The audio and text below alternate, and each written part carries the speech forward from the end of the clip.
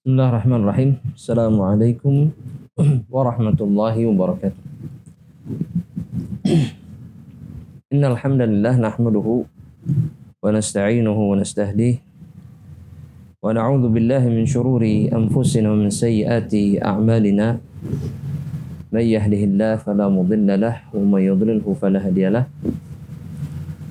Asyhadu an la ilaha illallah wahdahu la syarika lahu wa asyhadu anna Muhammadan abduhu wa rasuluhu la nabiyya ba'dah.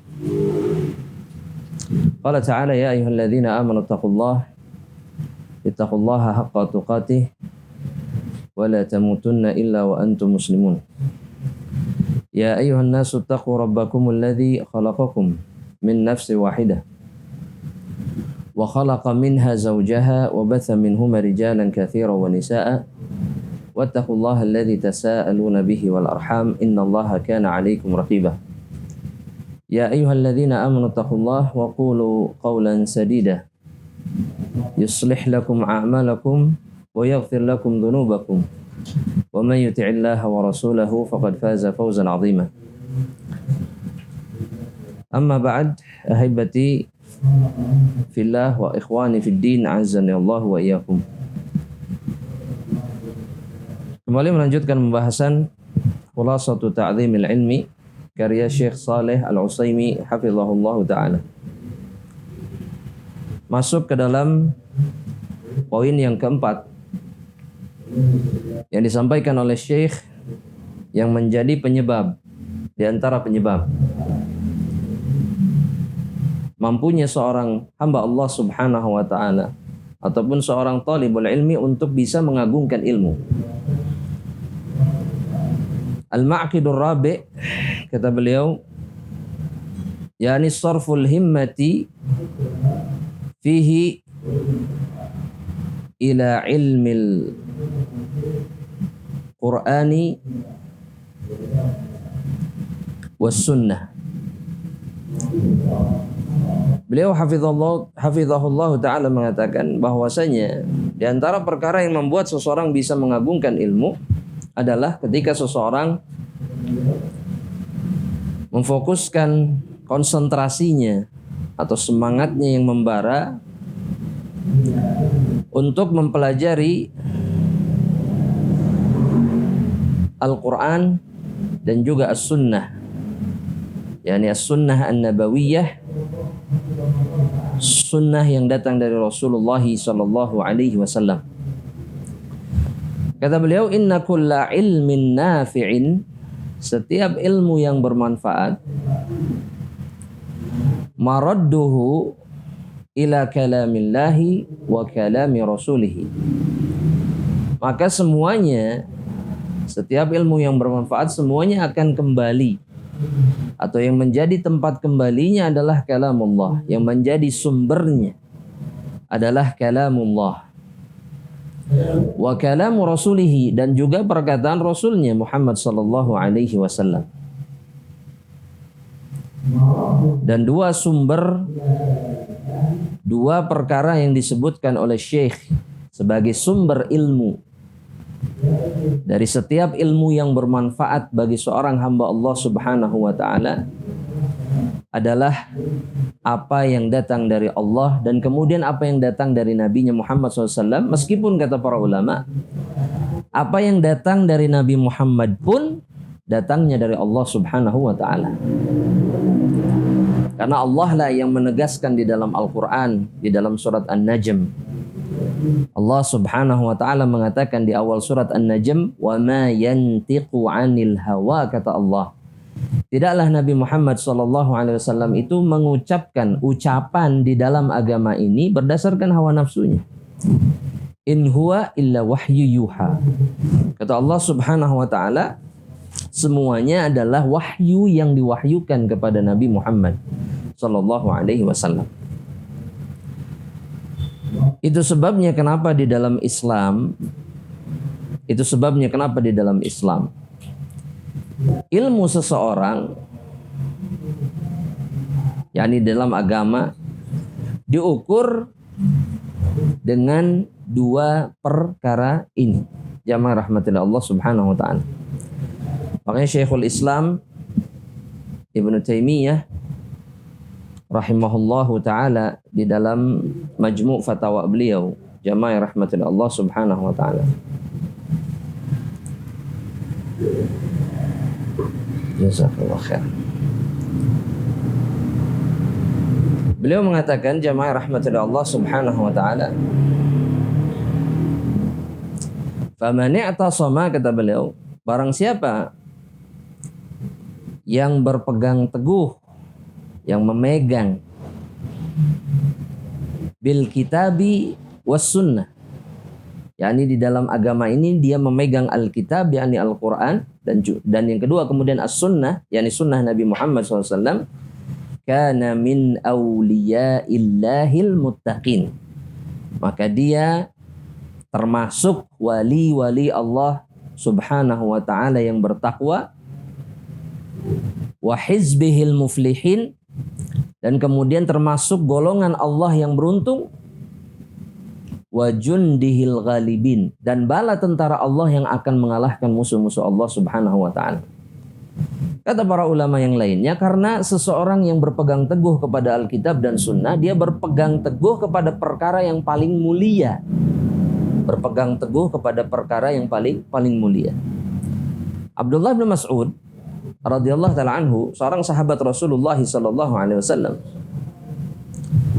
beliau mengatakan, jamaah rahmatillah Allah, kenapa Al-Quran menjadi perkara yang paling mulia yang ada di hadapan seorang hamba Allah subhanahu wa ta'ala?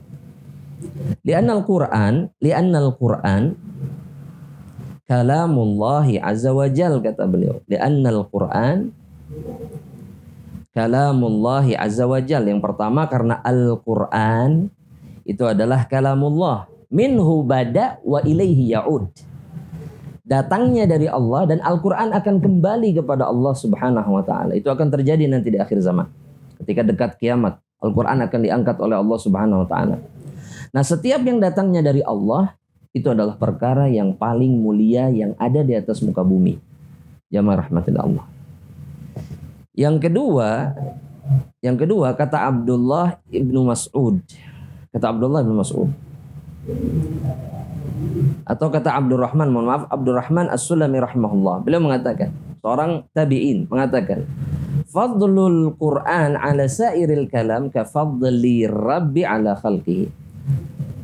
Sehingga kata seorang tabi'in ini, jamaah rahmatillah Allah, keutamaan Al-Quran karena dia datangnya dari Allah subhanahu wa ta'ala, itu seperti keutamaan Allah di atas hamba-hambanya. Jadi dalam perkataan, kalau dibandingkan antara Al-Quran dengan perkataan makhluk, maka keutamaannya seperti keutamaan Allah subhanahu wa ta'ala di atas hamba-hambanya. Kata beliau, وَذَاكَ أَنَّهُ مِنْهُ, karena Al-Quran datangnya dari Allah, dilafazkan oleh Allah subhanahu wa ta'ala. Maka bagaimana bisa seorang penuntut ilmu kemudian yang menginginkan ilmu datang ke kajian terus-menerus, menyelesaikan kitab berkali-kali, tapi kemudian dia tidak dekat dengan Al-Quran Al-Karim? Maka mustahil seseorang bisa mendapatkan ilmu dengan cara yang seperti ini. Kemudian yang kedua, mustahil seseorang bisa mengagungkan ilmu yang diturunkan oleh Allah jika dia tidak mencintai Al-Quran Al-Karim. Makanya kembali kepada perkataan Abdullah bin Mas'ud atau Ibnu Mas'ud radhiyallahu ta'ala anhu. Ini perkataan yang dinukil oleh Al-Imam Abdullah Ibnu Ahmad Ibnu Hanbal dalam kitabnya As-Sunnah. Kata Abdullah Ibnu Mas'ud, man kana yuhib, barang siapa suka atau dia mencintai, menginginkan, an ya'lama annahu yuhibbullah azza wa jalla, siapa yang ingin mengetahui bahwasanya dirinya mencintai Allah, fal yu'rid nafsahu 'alal Qur'an, maka lihat dirinya, ukur dirinya kedudukannya dari Al-Quran Al-Karim. Fa in ahabbal Qur'an fahuwa yuhibbullaha azza wa jalla. Jika seseorang mencintai Al-Quran, bagaimana atau apa tanda seseorang mencintai Al-Quran Al-Karim? Tanda yang paling mudah, tanda yang paling gampang diperhatikan adalah at-tilawah. Ketika seseorang banyak membaca Al-Quran Al-Karim. Yatluna kitab Allah. Itu diantara tanda cinta seseorang. Karena kata para ulama salaf, man ahabba syai'an aktsara dzikrahu. Seseorang yang mencintai sesuatu, maka dia akan menyebutkan perkara tersebut terus-menerus. Barang siapa yang mencintai Allah, maka dia akan menyebutkan kalamullah terus-menerus. Karena cintanya kepada Allah subhanahu wa ta'ala. Ini yang sering dilupakan, ini yang sering dilalaikan oleh kebanyakan kaum muslimin. Mereka ingin membela agama Allah, berjuang di jalan Allah, fisabilillah, talabul ilmi dan seterusnya, namun kemudian hubungan mereka dengan kalamullah begitu buruk. Karena mereka jarang membaca Al-Quran. Apalagi di tengah-tengah zaman fitnah seperti ini, di mana kita sangat diganggu oleh perkara-perkara yang memalingkan kita dari Al-Quran. Ada seorang syekh di Saudi, mungkin kisah ini banyak didengar oleh atau sudah pernah diketahui oleh kita. Ketika ditanya bagaimana hubungan salafus saleh dengan Al-Quran, maka jawaban beliau, sebagaimana hubungan kalian dengan gadget-gadget kalian sekarang. Tidak bisa ditinggalkan, tidak bisa dilepaskan. Dan mata kita selalu tertuju kepada benda-benda itu. Membaca apa yang tidak perlu kita baca sebetulnya. Dan tidak menambah pahala dan ketaatan kepada Allah subhanahu wa ta'ala. Kata Abdullah bin Mas'ud, fa in ahabbal Qur'an fahuwa yuhibbullah azza wa jalla. Jika dia mencintai Al-Qur'an, maka dia mencintai Allah. Karena kata beliau, fa innamal Qur'anu kalamullah, karena Qur'an itu perkataan Allah. Bagaimana seseorang yang mencintai Allah kemudian tidak mencintai kalamnya?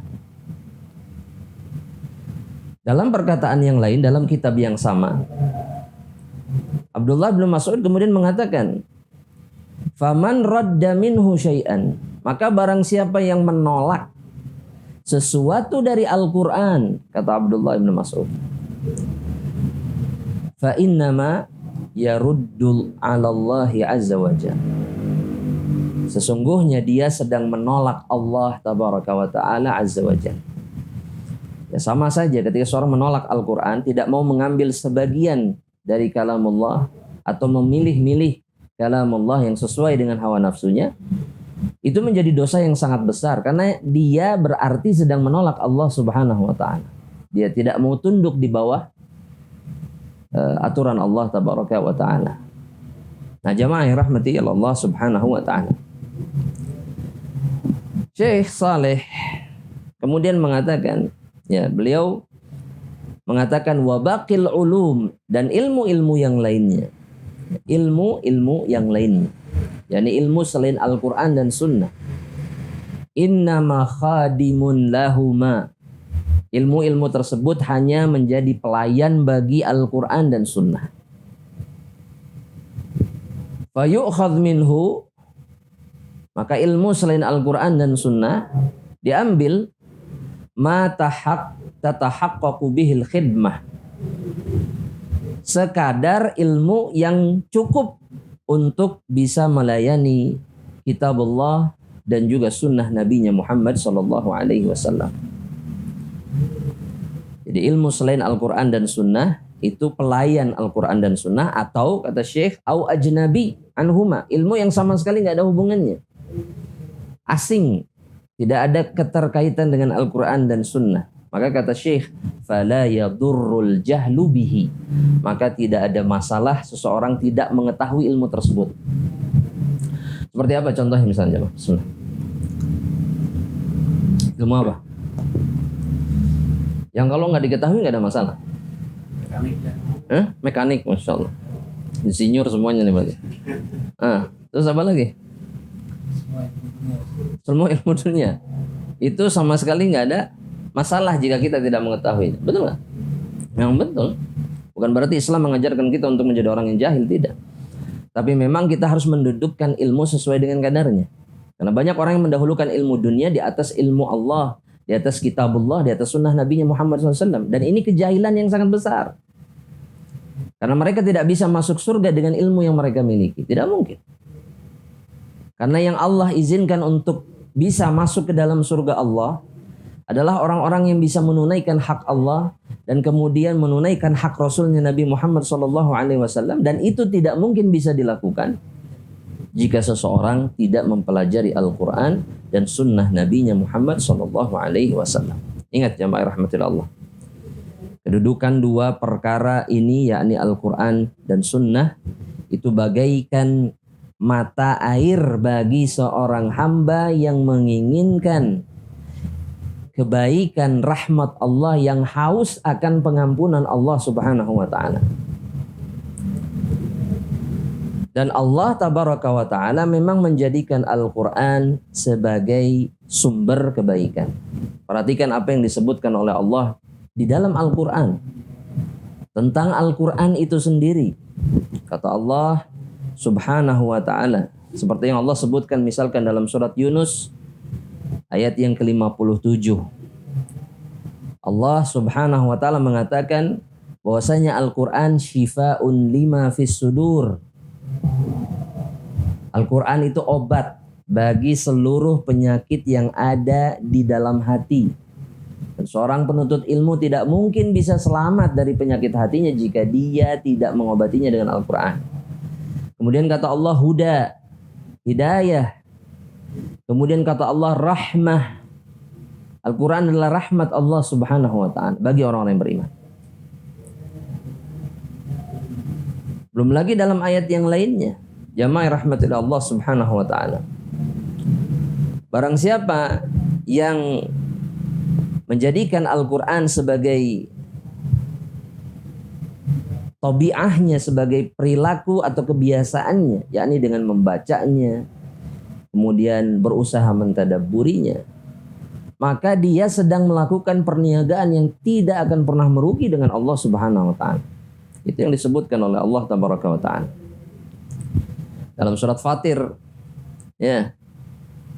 Kata Allah Subhanahu wa taala, orang-orang yang yatluna kitab Allah, mereka senantiasa membaca Al-Quran, kitabullah, kemudian sholat, kemudian yunfiquna, mereka menginfakkan apa yang dirizkikan oleh Allah Subhanahu wa taala kepada mereka. Yarjuna sirran wa alaniyah, diam-diam ataupun terang-terangan. Yarjuna tijaratan lan tabur, mereka lah orang-orang yang menginginkan perniagaan yang tidak akan pernah merugi. Kata para ulama, tidak akan pernah merugi karena setiap mereka melakukannya mereka mendapatkan kebaikan. Kemudian balasannya dari Allah Subhanahu wa taala adalah jannah, puncak kebaikan. Kebaikan yang terus menerus, kebaikan yang tidak akan pernah terhentikan oleh keburukan apapun. Ahibati fillah azanallahu wa iyyakum. Al-Imam Ibnul Qayyim, Al-Imam Ibnul Qayyim dalam kitabnya Al-Fawaid, beliau mengatakan nasihat dari seorang imam kepada hamba-hamba Allah Subhanahu wa taala. Jika kita menginginkan diri kita mampu mengambil manfaat dari Al-Quran. Banyak di antara kita yang membaca Al-Quran tapi seakan tidak pernah mendapatkan manfaat dari Al-Quran Al-Karim. Maka kata Al-Imam Ibnul Qayyim, idza aradtal intifa' bil Quran, jika engkau menginginkan atau jika engkau ingin agar bisa mendapatkan manfaat dari Al-Quran Al-Karim sesuai dengan apa yang dijanjikan oleh Allah Subhanahu wa ta'ala,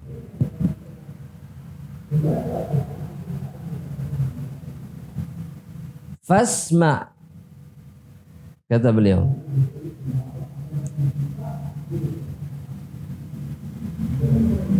qalbak, kata Imam Ibnul Qayyim, maka perdengarkan, atau fa'asmi' qalbak, perdengarkan hatimu, inda tilawatihi, ketika engkau membaca Al-Quran, maka hatimu engkau perdengarkan Al-Quran, artinya masukkan ke dalam hatimu. Bacaan itu masukkan ke dalam hati. Wasima'ihi, dan kemudian Fokuskan pendengaranmu untuk mendengarkannya. Wal qisama.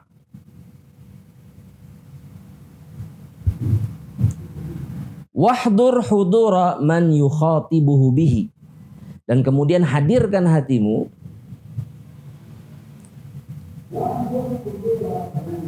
man takallama bihi subhanahu minhu ilaih. Seperti orang, ya, hadirkan hatimu seperti orang yang sedang diajak berbicara oleh Allah Subhanahu wa ta'ala. Ketika seseorang diajak berbicara oleh orang lain, maka dia berusaha akan menghadirkan hati untuk fokus mendengarkan apa yang dibicarakan. Maka ketika membaca Al-Quran, seseorang baru bisa mendapatkan manfaat jika dia membaca seakan-akan dia mendengarkan, mendapatkan bacaan tersebut dari orang yang mengajaknya berbicara. Artinya seperti Allah sedang berbicara kepada dirinya. Barulah seseorang bisa mendapatkan manfaat dari Al-Quran. Laisa mujarradut tilawah, bukan hanya sekedar membaca, meskipun pahalanya besar dari Allah Subhanahu wa ta'ala. Tapi Al-Quran Al-Karim itu diturunkan bukan hanya untuk dibaca, tapi ditadaburi, agar seseorang mendapatkan ilmu yang terkandung di dalamnya. Kemudian diamalkan, agar seseorang kemudian mendapatkan fadilah dan keutamaan dari Allah Tabaraka wa ta'ala. Rasulullah, jamaah rahmatillah Allah, Rasulullah sallallahu alaihi wasallam sudah berwasiat sejak lama sekali kepada kita semuanya. Dalam beberapa hadis yang diriwayatkan kepada kita oleh para imam muhadditsin, di antaranya Al-Imam Hakim dalam Mustadraknya dengan sanad yang sahih dari sahabat Abdullah bin Abbas radhiyallahu taala anhuma. Kata sahabat Abdullah bin Abbas, khataba Rasulullah sallallahu alaihi wasallam. Rasulullah sallam khutbah di Hajjatil Wada, di Haji Wada, di tahun keberapa? 10. Dalam tahun 10 setelah hijrah, beliau wafat di tahun yang ke-11 sallallahu alaihi wasallam. Di Haji Wada di tahun ke-10,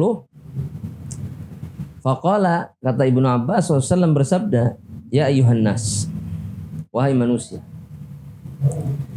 inni taraktu fikum, aku meninggalkan di antara kalian, ma in i'tasamtum au in i'tasamtum bihi, perkara yang jika kalian berpegang teguh dengannya, falan tadillu abadan, maka kalian tidak akan pernah tersesat.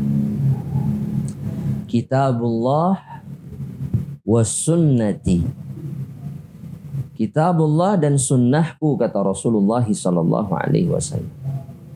Maka seorang talibul ilmi tidak akan pernah tersesat selama mereka berpegang teguh dengan dua perkara ini. Bukan berpegang teguh dengan apa yang datang dari hawa nafsunya ataupun dari hawa nafsu guru-gurunya. Sebagaimana yang dikatakan oleh Imam Abu Hanifah, beliau mengatakan kebenaran itu datangnya dari Al-Quran. Jika tidak ada, maksudnya jika tidak ada dalam Al-Quran, maka dalam sunnah Nabi Muhammad SAW. Jika tidak ada juga, maka kata beliau, famin ashabin Nabi SAW, dari sahabat Nabi Muhammad SAW. Tapi beliau kemudian mengatakan, walakinnana ikhtarna, akan tetapi kami pilih pendapat para sahabat itu, kami pilih. Artinya kami tidak mengambil semua, maksudnya kami hanya mengambil yang sesuai dengan Al-Quran dan Sunnah. Karena memang tidak ada jaminan kemaksuman pada diri para sahabat. Adapun selain itu, maksudnya selain para sahabat Nabi Muhammad SAW, nahnu rijal wahum rijal. Kami para lelaki dan mereka pun para lelaki. Maksudnya pendapat kami sama. Bisa benar, bisa salah. Tidak ada jaminan kebenaran yang mutlak. Yang menjadi masalah kebanyakan dari kita sekarang adalah kita tidak berpegang teguh dengan Al-Quran dan Sunnah sebagaimana yang diperintahkan oleh Rasulullah Sallallahu Alaihi Wasallam. Ingat kata Rasulullah SAW, dua perkara ini tidak akan pernah berpisah. Al-Quran dan Sunnah tidak akan pernah berpisah. Sampai kapan? Sampai kapan? Nah, Nabi menyebutkannya dalam hadis. Sampai kapan Al-Quran dan Sunnah tidak akan pernah berpisah? Kata Rasulullah SAW dalam hadis yang sahih riwayat Imam Al-Bazzar, kata Rasulullah SAW, hatta yarida alayyal haud, sampai keduanya datang kepadaku di haud. Di mana? Haud. Haud itu di mana? Apa itu haud? Telaga Rasulullah SAW. Di mana? Jadi akhirat. Betul. Setelah apa? Kita akan sampai ke haud Nabi Muhammad SAW. Setelah apa? Dan tidak semua umat yang mengaku umat Nabi Muhammad akan sampai ke telaga ini. Nah, karena ada golongan yang dicegah dari minum dari telaga Rasulullah SAW. Maka Rasulullah SAW mengatakan ummati ummati dalam sebuah hadis, usaihabi usaihabi, sahabatku sahabatku. Ya, yang dicegah sehingga mereka tidak bisa minum dari telaga Rasulullah SAW. Maka disampaikan oleh para malaikat kepada Rasulullah SAW, ya Muhammad, fa innaka la tadri ma ahdatsu ba'dak. Engkau tidak tahu apa yang mereka buat-buat, apa yang mereka ada-adakan setelah engkau tidak ada. Artinya mereka membuat sesuatu yang baru dalam agama yang nggak pernah engkau tinggalkan untuk mereka. Maka orang-orang yang seperti ini tidak akan pernah sampai kepada haud Nabi Muhammad SAW. Ya, haud itu dalam sebagian pendapat para ulama akan didatangi setelah apa? Padang mahsyar. Ya, karena 50.000 tahun penantian yang panjang di bawah teriknya matahari, maka haud setelah berdirinya hisab atau ditegakkannya hisab, selesai mereka dari situ, maka mereka sampai kepada haud Rasulullah Shallallahu Alaihi Wasallam. Ahibati fillah, azanillahu wa iyyakum. Asy-Syaikh Saleh Al-Utsaimin beliau mengatakan, ma ahsana qawla Iyad al-Yahsubi fi kitabih al-Ilma. Sungguh indah apa yang dikatakan oleh Al-Qadhi Iyad Al-Andalusi al-Yahsubi fi kitabih al-Ilma, dalam kitabnya yang berjudul Al-Ilma. Beliau mengatakan seperti ini, al-ilmu fi aslaini la ya'duhuma. Ilmu itu hanya berdiri di atas dua pokok. La ya'duhuma, tidak akan melewati keduanya. Artinya hanya dua sumber ini saja. Illal mudillu 'anit tariqil lahibi, kecuali ilmu yang menyimpang dari jalan yang terang benderang.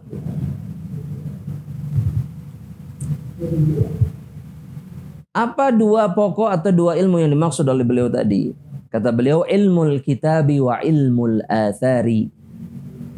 Yang pertama adalah ilmul kitab, yakni Al-Quran, wa ilmul athar, dan ilmu hadis, yakni ilmu yang menyampaikan kepada kita sunnah Nabi Muhammad SAW. Allati qad usnidat an tabi'in an sahibi. Ilmu yang datangnya dengan riwayat dari seorang tabi'in dari sahabat Rasulullah sallallahu alaihi wasallam. Itu yang disebut dengan ilmu asar atau ilmu hadis. Maka jamaah rahmatillah Allah Subhanahu wa taala, kebanyakan para ulama mengatakan sehingga seseorang juga kemudian tidak mungkin bisa memahami Alkitab dan Sunnah jika kemudian mereka tidak mengambil atau tidak menyandarkan pemahaman mereka kepada pemahaman para sahabat Rasulullah Sallallahu Alaihi Wasallam. Ada pertanyaan jamaah rahmatullah Allah, syubhatnya yang sering dilontarkan oleh musuh-musuh Allah.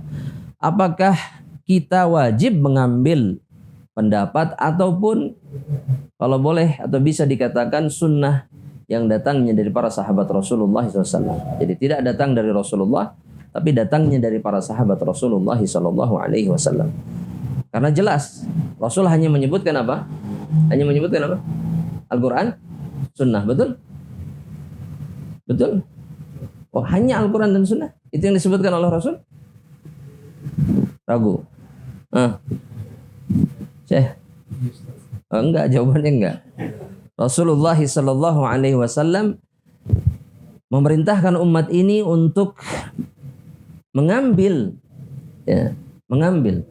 juga seluruh perkara di dalam agama yang datangnya dari para sahabat Rasulullah sallallahu alaihi wasallam. Apa dalilnya, jemaah? Apa dalilnya?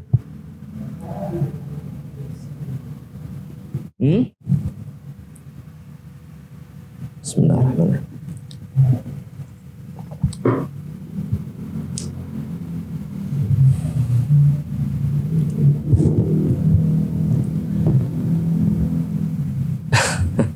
Jamaah rahmatillah Allah subhanahu wa ta'ala, tulis.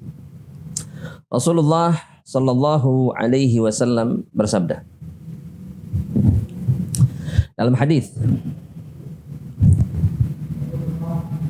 yang diriwayatkan oleh Al-Imam At-Tirmidzi dengan sanad yang hasan. Rasulullah SAW bersabda, Fa inna bani Israel, sesungguhnya Bani Israel, tafarraqat ala thintaini wa sab'in millatan, terpecah belah menjadi 72 golongan. Wa taftariqu ummati ala 73. Dan sesungguhnya umatku akan terpecah belah menjadi 73. Kulluha finnar, semuanya di neraka, illa wahidah, illa millatan wahidah, kecuali satu kelompok saja yang selamat. Qalu wa man hiya ya Rasulullah? Siapa dia ya Rasulullah? Kata Rasulullah SAW. Siapa? Golongan yang seperti apa? Ma ana alaihi wa ashabi. Orang-orang yang berada di atas jalan yang sama seperti jalanku, yang ada di atas sunnah Rasulullah SAW, dan juga sunnah para sahabat. Maka yang selamat bukan hanya saja yang berada di atas sunnah Rasulullah SAW, tapi juga berada di atas sunnah para sahabat. Kenapa jemaah? Kenapa?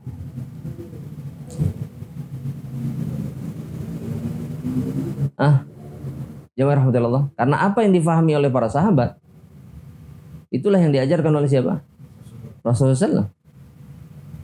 Ya, apa yang difahami, dikerjakan, dilakukan, diamalkan oleh para sahabat, itu yang mereka fahami dari Rasulullah SAW. Itu yang pertama. Kemudian yang kedua, para sahabat itu berbeda dengan kita. Ya. Perkara apapun yang mereka lakukan dalam urusan agama, ya, itu bisa menjadi syariat bagi siapa? Bagi umat setelahnya. Jika diberikan persetujuan oleh siapa? Rasulullah SAW. Adapun kita bisa seperti itu tidak? Nggak bisa. Karena tidak ada yang memberikan persetujuan kepada kita. Siapa yang memberikan persetujuan? Rasulullah SAW. Enggak, kita nggak ada. Kita nggak dapat. Kalau sekarang kita bikin baru, misalkan bikin amalan baru, ada yang bisa memberikan persetujuan kepada kita? Nggak ada. Allah? Rasulullah SAW? Gimana dengan orang yang mimpi kalau begitu? Ada yang mimpi katanya didatangi Rasulullah SAW kemudian memberikan persetujuan bahwa amalanmu benar dan pahalanya ini. Itu persetujuan Rasul atau bukan? Jawab? Bukan. Ilmu tidak datang dari mimpi. Berbeda dengan sahabat Rasulullah Sallallahu Alaihi Wasallam. Itu baru satu hadis. Hadis yang kedua. Rasulullah SAW masih dalam hadis yang diriwayatkan oleh Imam At-Tirmidzi, Abu Daud dan yang lainnya, dari sahabat Al-Irbad ibnu Sariyah. Siapa yang hafal hadisnya? Usikum, kata Rasulullah SAW. Usikum bitaqwallah, aku mewasiatkan kalian untuk bertakwa kepada Allah. Wasam'i wa ta'ah, kemudian untuk mendengar dan taat. Wa in abdan habasyian, meskipun yang memerintahkan kalian itu adalah seorang hamba Habasyi. Kata Rasul kemudian, fa innahu man ya'ish minkum ba'di. Nah, sesungguhnya orang-orang yang hidup di antara kalian setelah aku tidak ada, fasayarah ikhtilafan katsira. Maka akan melihat perpecahan yang banyak. Tadi berapa golongan kata Rasulullah SAW? Umat ini berapa? 73. Maka kemudian Rasulullah SAW memerintahkan umatnya, fa'alaikum bisunnati, kata Rasul. Maka kalian wajib berpegang teguh dengan sunnahku. Apakah berhenti sampai di situ? Enggak. Rasul kemudian mengatakan, wa sunnatil khulafa'ir rasyidin al-mahdiyyin tamassaku biha. Kemudian kata Rasul, berpegang teguhlah dengannya. Dengan apa? Sunnah Nabi, dan kemudian sunnah yang dilakukan para khulafaur rasyidin. Kita wajib memegang teguh perkara tersebut. Yang membedakan umat Islam yang berada di atas millah Nabi Muhammad SAW dengan umat Islam yang tidak berada di atas millah Nabi Muhammad, maksudnya jalan Nabi Muhammad, itu adalah mereka tidak mau berpegang teguh kepada sunnah para sahabat. Ya, ada umat Islam yang seperti ini? Banyak. Padahal yang memerintahkan siapa? Rasulullah sallallahu alaihi wasallam. Maka kata Rasulullah SAW, abdu alaiha bin nawajid. Gigit dengan apa? Kenapa gigit geraham? Karena yang paling kuat. Kalau sudah gigit susah. Oh susah lepas. Ya dia lepas saja. Maksudnya yang paling cengkeraman, yang paling kuat. Gitu ya. Dibandingkan taring, seri dan seterusnya. Gitu ya. Tapi belum selesai sabda Nabi itu. Kemudian Nabi memperingatkan kita, iyyakum, hati-hati kalian. Wa muhdatsatil umur. Apa yang disebut atau yang dimaksud dengan muhdatsatil umur? Perkara-perkara muhdats. Muhdats itu artinya baru. Baru dalam urusan apa? Agama. Itu yang dimaksud oleh Nabi Muhammad SAW. Itu yang dimaksud oleh Nabi. Seluruh perkara yang baru dalam agama. Baik. Kemudian kata Nabi Muhammad SAW, kenapa harus hati-hati? Kata Nabi apa? Fa inna kulla muhdatsatin bid'ah. Setiap perkara yang baru itu apa? Bid'ah. Bid'ah, sebutkan saja bid'ah. Iya. Apa artinya bid'ah? Perkara yang baru dalam urusan agama. Iya. Baik. Kemudian kata Nabi apa? Wa kullu bid'atin dhalalah. Dan setiap kebid'ahan itu adalah bentuk kesesatan. Kenapa disebut kesesatan? Karena dia menyimpang dari jalan Rasulullah SAW dan juga jalan para sahabat Rasulullah. Tapi orang biasanya tidak suka kalau disebut sesat, betul nggak? Antum suka disebut sesat? Enggak. Kenapa? Karena orang sesat itu celaka. Orang celaka itu masuk neraka di dalam agama, betul? Karena dalam riwayat yang lain apa? Kullu dhalalatin finnar. Tapi anehnya, kemudian orang yang memang melakukan perkara yang baru dalam urusan agama tidak khawatir dengan ancaman Rasulullah SAW yang terakhir, itu masuk ke dalam neraka. Kenapa jemaah? Apa alasannya? Kenapa mereka tidak khawatir? Kenapa mereka tidak takut? Seperti yang disebutkan oleh Al-Imam Al-Auza'i, ya, bahwasanya iblis itu lebih suka kepada pelaku bid'ah dibandingkan pelaku kemaksiatan. Kenapa? Karena pelaku kebid'ahan selalu merasa benar. Lantas bagaimana kita tahu itu bid'ah atau bukan? Sesuatu itu bid'ah atau bukan? Dengan kembali kepada Al-Quran dan Sunnah. Seseorang yang mengembalikan urusan kepada Al-Quran dan Sunnah, apa yang akan mereka dapatkan, jemaah? Apa balasan dari Allah Subhanahu Wa Taala? Keselamatan di mana? Di dunia dan di akhirat. Bukan hanya di akhirat saja. Kemudian apa yang akan mereka dapatkan? Surga Allah Subhanahu Wa Taala. Nah, jemaah yang rahmati Allah Subhanahu Wa Taala. Kata Syekh Saleh, qad kana hadha ala ilmi salaf. Atau qad kana hadha huwa ilmi salaf. Kata Syekh Saleh, seperti inilah ilmu para pendahulu kita, alaihim rahmatullah. Semoga Allah merahmati mereka. Jadi orang-orang sebelum kita dari kalangan umat Islam, para sahabat, tabi'in, tabi'ut tabi'in, berada di atas pokok atau dasar atau pondasi yang seperti ini. Mereka melandaskan agamanya di atas Al-Quran dan sunnah Nabi Muhammad sallallahu alaihi wasallam. Tsumma kathural kalam. Kemudian bermunculanlah perkataan-perkataan ba'dahum. Bermunculanlah perkataan-perkataan setelah generasi mereka. Fima la yanfa. Fima la yanfa. Dalam urusan yang tidak bermanfaat. Dalam urusan yang tidak bermanfaat.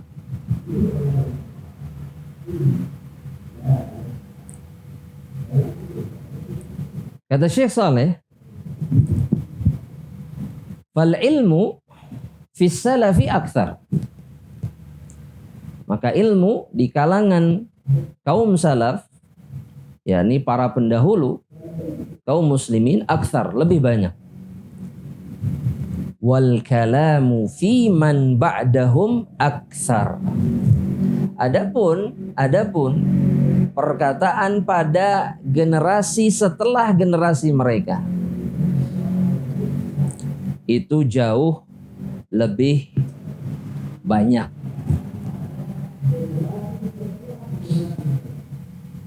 Seperti kita jamaah rahmatillah Allah. Kita hanya sibuk dengan perkataan makhluk. Ada satu hal yang harus kita ingatkan kepada diri kita sendiri jamaah rahmatillah Allah. Terkadang kita jauh lebih terpukau dan terpana dengan perkataan makhluk dibandingkan terpukau dengan perkataan Allah Subhanahu wa taala dan perkataan Nabi-Nya Muhammad SAW. Meskipun perkataan makhluk itu baik, tapi amat disayangkan jamaah rahmatillah Allah. Sadar tidak sadar kita sering betul-betul terpana sehingga memberikan kekaguman yang begitu luar biasa. Namun kekaguman ini tidak pernah kita berikan kepada kalamullah. Perkataan yang di atas segalanya. Kita menangis mendengarkan ceramah seseorang misalkan. Tapi kita nggak pernah menangis ketika membaca Al-Quran. Ketika membaca ayat-ayat azab yang Allah sampaikan di dalam Al-Quran. Tidak seperti Rasulullah SAW. Yang kata Abdullah ibn Mas'ud ketika beliau datang ya Rasulullah SAW. Falahu sautun ka'azizil mirjal. Rasulullah SAW sedang sholat membaca Al-Quran. Kemudian suaranya seperti didihan air. Ya, di panci yang sedang dipanaskan. Maksudnya bersuara. Suaranya bergejolak. Terus itu yang menimpa Rasulullah SAW ketika membaca kalamullah. Berarti ada yang salah jemaah rahmatillah Allah. Ada yang salah dengan pemahaman kita terhadap kitabullah. Ada yang salah dalam hubungan kita dengan Allah Subhanahu wa taala. Ada yang salah dengan hubungan kita dengan sunnah Nabi Muhammad SAW. Mungkin itu sebabnya kenapa selama ini kita tidak bisa merasakan lezatnya bermuamalah dengan Al-Quran dan sunnah. Hampa, kering, kosong. Selesai membaca Al-Quran, yang kata Allah dia adalah syifa, obat, yang kata Allah dia adalah petunjuk, yang kata Allah dia adalah rahmat. Yang kata Allah orang yang membacanya tatma'innu qulubuhum, hati mereka menjadi tenang. Namun itu tidak pernah terjadi kepada kita. Waliyadzubillah. Jamaah rahmatillah Allah Subhanahu wa taala. Kita cukupkan jamaah rahmatillah Allah perjumpaan kita sampai di sini karena sudah masuk waktu Isya. Semoga Allah tabaraka wa taala sekali lagi kita harapkan, kita memohon kepadanya memberikan taufik dan hidayah. Dan kita memohon agar Allah tidak pernah mencabut kenikmatan ini. Karena semakin banyak dosa yang kita lakukan jamaah rahmatillah Allah, maka konsekuensi yang terburuk dan menyakitkan bagi kita adalah ketika Allah mencabut kenikmatan hidayah dan iman dari dalam hati kita. Waliyadzubillah. Semoga Allah menjaga kita semuanya dan seluruh kaum muslimin. Kita tutup dengan doa kafaratul majlis. Subhanakallahumma bihamdika asyhadu an la ilaha illa anta astaghfiruka wa atubu ilaik. Assalamualaikum warahmatullahi wabarakatuh.